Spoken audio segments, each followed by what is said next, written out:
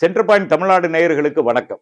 என்ன இந்த sir? Sir அப்படின்னா சிறப்பு வாக்காளர் பட்டியல் தீவிர திருத்தம். அதுக்கு பேரு தான் சார். அது பேசுறதுக்கு முன்னால நமக்குள்ள எழுற கேள்வி என்னன்னா, நான் இந்திய நாட்டுல பிறந்தவங்கிறதுக்காக எத்தனை ஐடி கார்டுங்க நம்ம வச்சிருக்கிறது? PAN card, ration card, driving licence, passport, சாதி சான்றிதழ், கல்வி சான்றிதழ், போஸ்ட் ஆபீஸ்ல கொடுக்கிற ஒரு ஐடி கார்டு, ஆதார், வாக்காளர் அடையாள அட்டை, எல்லாமே நான் இந்த நாட்டுல பிறந்தேன்னு காமிக்கிறதுக்கான ஐடி கார்டு. ஒரு நடைமுறை அரசு நிர்வாகம் இருக்கும்போது சில ஐடிக்கள் தேவைப்படுதுங்கிறதுனால நம்ம இத்தனை வாங்கி பர்சு நிறைய ஐடி கார்டை வச்சிருக்கோம். இப்போ தேர்தல்னா என்னங்க? ஒரு சட்டசபை தேர்தல், நாடாளுமன்ற தேர்தல், நம்ம ஊர் பக்கம் நடக்கிற பஞ்சாயத்து தேர்தல். இதுக்கு என்ன தேவை? இந்த நாட்டுல நான் பிறந்திருக்கணும், இந்த நாட்டினுடைய குடிமகனா இருக்கணும், 18 வயசு பூர்த்தியா இருக்கணும், நான் எந்த தொகுதிக்குள்ள இருக்கிறேன்னா அந்த தொகுதியில எவன் நிக்கிறானோ அவனுக்கு நான் வாக்கு போடணும்.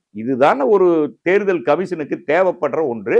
ஏற்கனவே இருக்குல்ல. இப்ப ஏற்கனவே தேர்தல் ஆணையத்துல பாத்தீங்கன்னா SSRன்னு இருக்கு. அது பேரு ஸ்பெஷல் சம்மரி ரிவிஷன். அது என்னன்னா, இறந்தவங்களை நீக்கிறதும் 18 வயசு பூர்த்தியானவங்களை சேர்த்துறதுக்குமான ஒரு நடைமுறை காலங்காலமா வருஷத்துக்கு வருஷம் அது நடைபெற்று இருக்கிற ஒன்றுதான். ஆனா இப்ப தேர்தல் கமிஷன் கொண்டு வந்திருக்கிற இந்த சார் இதுக்கு ஏன் எதிர்ப்பு தெரிவிக்கிறாங்க? இப்ப பீகார்ல இதை கொண்டு வந்தாங்க. கொண்டு வந்ததுக்கு பின்னால ஏகப்பட்ட குளறுபடிகள். 60 லட்சம் வாக்காளர்களை, உயிரோடு இருக்கிற வாக்காளர்களை நீக்கி விட்டாங்க. நீக்கினதுல அவங்க ஏன் நீக்கினீங்கன்னு யாருகிட்டையும் போய் கேட்க முடியாது. எதனால எங்களை வாக்காளர் பட்டியலிருந்து எடுத்து விட்டீங்கன்னு யாருகிட்டையும் கேட்க முடியாது. இதையெல்லாம் தெரிஞ்சுக்கிட்டு என்ன பண்ணாங்க, பல பேர் உச்ச நீதிமன்றத்துல வழக்கு தொடுத்தாங்க. உச்ச நீதிமன்றம் சில வழிகாட்டுதல்களை கொடுத்துச்சு. அந்த வழிகாட்டுதல்களை இவங்க பின்பற்றுறாங்கன்னா அதுவும் இல்லை. இப்ப பீகார் தேர்தலை அறிவிச்சிட்டாங்க. இப்ப பீகார் தேர்தல்ல எப்படி அது நியாயமா நடக்கும்? 60 லட்சம் வாக்காளர்களை விட்டுட்டு ஒரு தேர்தல் நடக்குதுன்னா அது எப்படி ஒரு தேர்தலா இருக்க முடியும்?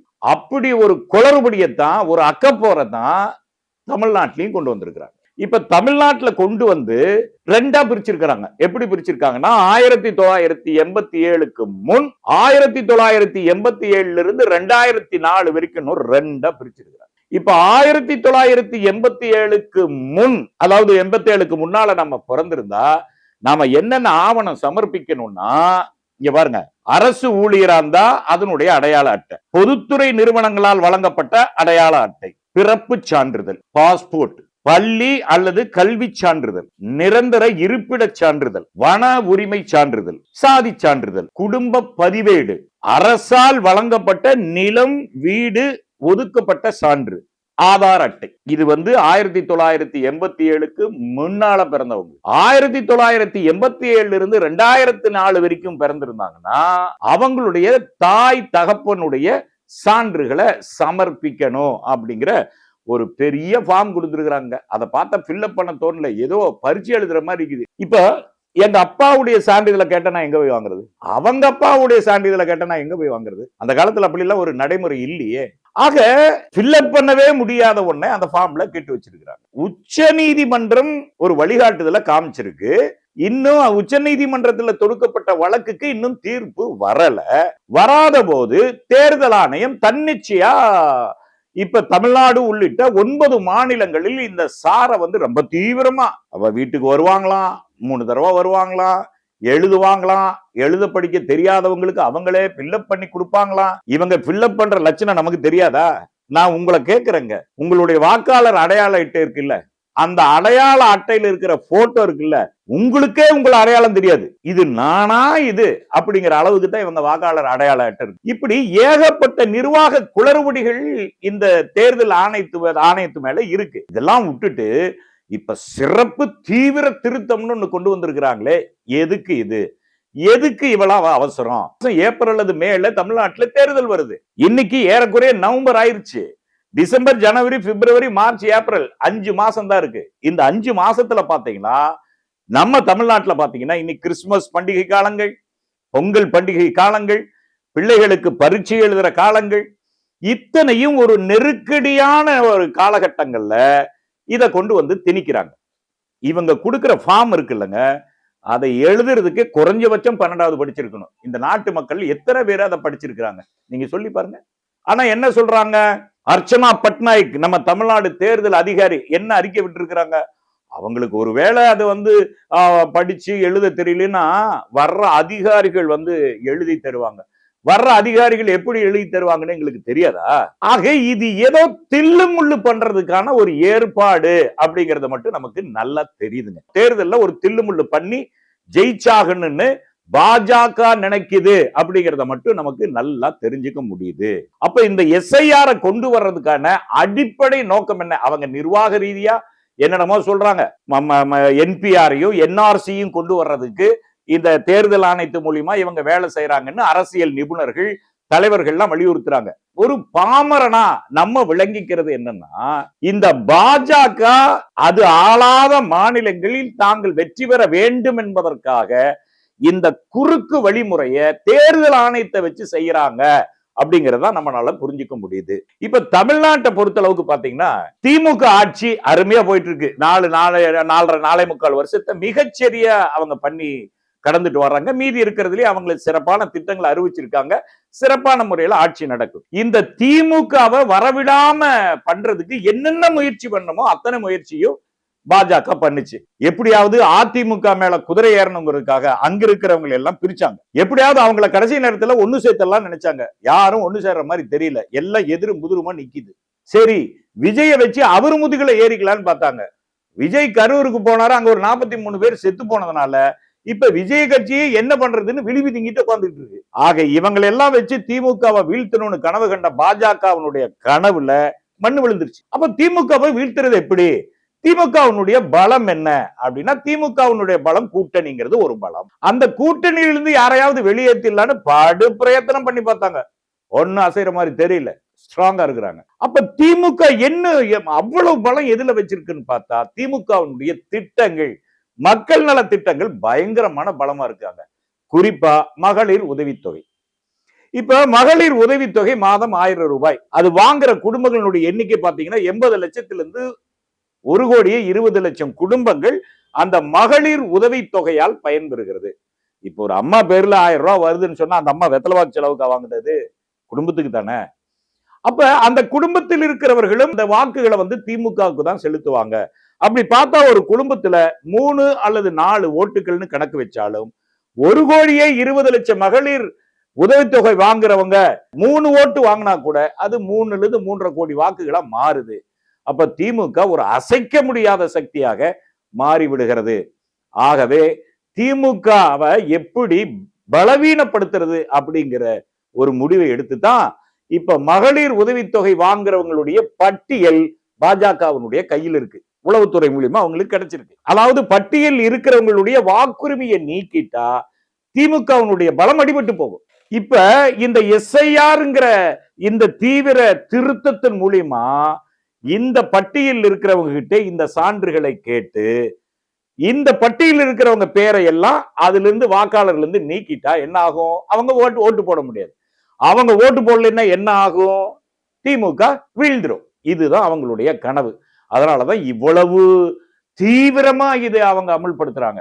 இதுல நம்ம ஒண்ணு நல்லா புரிஞ்சுக்கணுங்க. இப்ப மகளிர் உதவித்தொகை அப்படிங்கிறது தமிழ்நாட்டுல மிகப்பெரிய ஒரு சக்தியா ஒரு பலமா பெண்களுக்கு மாறி இருக்கு. இத நீங்க ஓட்டு போடல, அதனால மகளிர் உரிமை தொகை எதிர்காலத்துல கிடைக்காம போறதுக்கு வாய்ப்பு இருக்கு.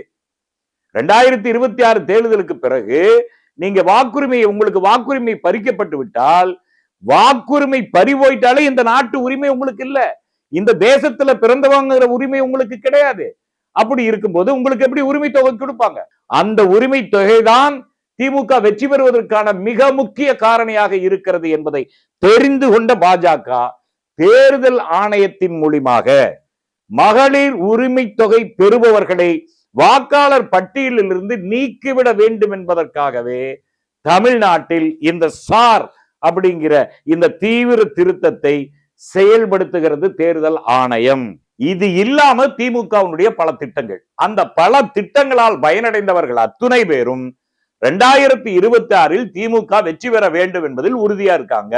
அப்படி அது உறுதியானதுனால எப்படியாவது இப்ப 2025 ஜனவரி 1ஆம் தேதி விரைவு வாக்காளர் பட்டியல் வெளியிடப்பட்டது. இதே தேர்தல் ஆணையத்தால வெளியிடப்பட்டது. வெளியிட்டதுல என்ன சொன்னாங்க? தமிழ்நாட்டில் 6,36,00,000 வாக்காளர்கள் இருக்கிறாங்க அப்படின்னு ஜனவரி மாசமே அறிவிச்சிட்டாங்க. இப்ப இவங்க கொண்டு வர்றதுக்கு காரணம் தமிழ்நாட்டில் எப்படியாவது திமுகவை வீழ்த்தி விட வேண்டும். திமுகவை வீழ்த்திட்டா தனக்கு அடிமையா இருக்கிற அதிமுகவோ அல்லது தனக்கு அடிமையா இருக்கிற விஜயவோ வச்சு அவங்க முதுகுல குதிரை ஏறி அவர்கள் நினைக்கிற பாஜக ஆட்சியை தமிழ்நாட்டில் நிறுவி விடலாம் அப்படிங்கறதா பாஜகவினுடைய எண்ணம். அக்கப்போர் வேலைதான் இந்த சார் அப்படிங்கிற ஒரு திட்டம். தளபதி ஸ்டாலின் அவர்கள் அனைத்து கட்சி கூட்டத்தையும் கூட்டி இதற்கு பலமான எதிர்ப்பு தெரிவிச்சு இது அரசமைப்பு சட்டத்திற்கு எதிரானது, தேர்தல் ஆணையம் தன்னிச்சையா செயல்பட முடியாது, உச்சநீதிமன்றத்தில் வழக்கு இருக்கும் போது தேர்தல் ஆணையத்திற்கு இந்த அதிகாரம் இல்லை, அந்த படிவத்தில் அவர்கள் கேட்கிற கேள்விகள் அனைத்தும் உள்துறை அமைச்சம் தான் கேட்கணுமே ஒழிய தேர்தல் ஆணையம் அதை கேட்க முடியாது, கேட்க கூடாது, அரசமைப்பு சட்டத்தில் அதற்கு இடமில்லை அப்படிங்கிறத விளக்கி உச்சநீதிமன்றத்துல வழக்கு தொடுக்க போறாங்க. 49 கட்சிகள் அனைத்து கட்சி கூட்டத்துல கலந்துக்குச்சு. இதுல பாஜகவுக்கு சொம்படிக்கிற அதிமுக கலந்துக்கல, பாஜகவினுடைய பி டீமா இருக்கிற விஜய் கலந்துக்கல. இவங்களுக்கு எவ்வளவு தமிழ்நாட்டு மேல எவ்வளவு அக்கறை பாருங்க. ஆக பாஜக வெல்ல வேண்டும் என்பதற்காக கொண்டு வரப்பட்டதுதான் இந்த சாரே தவிர இது மக்கள் நலனுக்கானது அல்ல. இது உண்மையான வாக்காளர் பட்டியலை வெளியிடுவதற்காகவும் அல்லவே அல்ல. தேர்தல் ஆணையம்ங்கிறது இந்திய அரசமைப்பு சட்டத்துக்கு கட்டுப்படாத ஒரு துறையா அல்லது உச்ச நீதிமன்றத்திற்கு கட்டுப்படாத ஒரு துறையா அல்லது யாருக்குமே கட்டுப்படாத சர்வாதிகார தன்மையுடைய ஒரு அமைப்பா தேர்தல் ஆணையம்? உச்ச நீதிமன்றம் இருக்கு, அந்த உச்ச நீதிமன்றத்திற்கு தான் சர்வ அதிகாரம் இருக்கு. சர்வாதிகாரம் இல்ல, சர்வ அதிகாரம். ஜனாதிபதி தப்பு பண்ணாலும் கேட்கலாம், பிரதமர் தப்பு பண்ணாலும் கேட்கலாம், உள்துறை மந்திரி தப்பு பண்ணாலும் கேட்கலாம், மாநில முதலமைச்சர்கள் தப்பு பண்ணாலும் கேட்கலாம். அரசமைப்பு சட்டத்திற்கு எதிராக யார் இயங்கினாலும் அவர்களை கூண்டில ஏத்தி கேள்வி கேட்கிற உரிமை உச்சநீதிமன்றத்துக்கு இருக்கு. தேர்தல் ஆணையத்தை வச்சு பாஜக விளையாடுற இந்த விளையாட்டு உச்சநீதிமன்றத்துக்கு தெரிந்துதான் அவங்க அந்த வழக்க நிலுவையில வச்சிருக்கிறாங்க. நிலுவையில இருக்கிற ஒரு வழக்க மீறி தேர்தல் ஆணையம் செயல்படுகிறது என்றால், நியாயமற்ற முறையில் தேர்தல் ஆணையம் செயல்படுகிறது என்றால் நம்ம கேள்வி கேட்கணுமா, கேட்க கூடாதா? யார் நம்மை ஆள வேண்டும் என்பதற்காக நமக்கு கொடுக்கப்பட்டிருக்கிற ஒரே உரிமை வாக்குரிமை. அந்த வாக்குரிமையை பெற்று தந்தவர் புரட்சியாளர் அண்ணல் அம்பேத்கர் அவர்கள். அந்த உரிமையையும் விட்டுட்டா எந்த தேசத்துக்கு நம்ம போறது? அந்த வாக்குரிமைன்னு ஒண்ணு இருக்கிறதுனால தாங்க நம்ம அந்த உரிமையை வச்சுக்கிட்டு எங்களுக்கு இதை செய்யுங்க அதை செய்யுங்கன்னு போய் கேட்க முடியுது. அந்த வாக்குரிமையையும் பறித்து விட்டால் இந்த தேசத்திலேயே ஒரு அகதியாக வாழ வேண்டிய சூழல் நமக்கு ஏற்படுவதற்கு வாய்ப்பு இருக்கிறது. அப்படி ஒரு வாய்ப்பை உருவாக்கத்தான் பாஜக செயல்படுகிறது. பாஜகவினுடைய எண்ணத்தை தேர்தல் ஆணையம் செயல்படுத்தி கொண்டிருக்கிறது. ஆகவே இந்த காணொளியை கண்டு கொண்டிருக்கிற தமிழ் சமூகம் இந்த SIR என்கிற வாக்காளர் பட்டியல் தீவிர திருத்த அந்த பணிகளில் மிகவும் எச்சரிக்கையோடு செயல்பட வேண்டும் என்று சென்டர் பாயிண்ட் நேயர்கள் சார்பாக கேட்டுக்கொள்கிறேன். நன்றி. நடுநிலை தவறாத சென்டர் பாயிண்ட்.